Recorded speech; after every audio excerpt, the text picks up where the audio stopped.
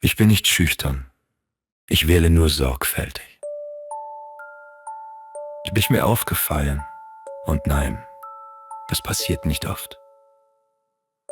Ich mag Menschen, die nicht versuchen zu gefallen. Du hast diese Art Präsenz, die man nicht erklären muss. Ich flirte nicht laut. Ich flirte wirksam. Du wirkst wie jemand, der weiß, was er auslöst.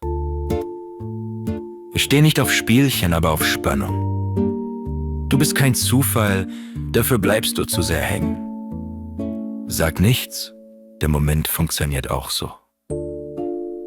Ich hab nicht gesucht, aber dich bemerkt.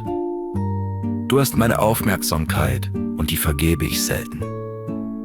Ich mag Gespräche, die näher kommen, ohne zu drängen. Du bist nicht mein Typ, du bist interessanter.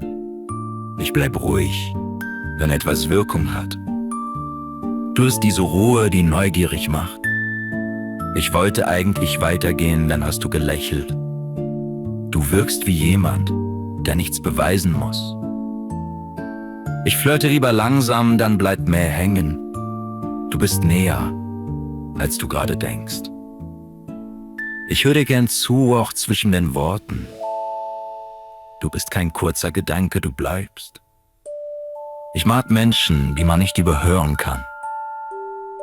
Du hast dieses Etwas, und nein, ich erkläre es nicht. Ich bin nicht hier, um Eindruck zu machen. Du hast das schon erledigt.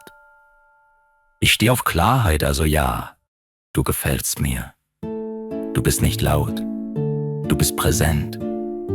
Ich weiß nicht, wohin das führt, aber ich mag, dass es anfängt.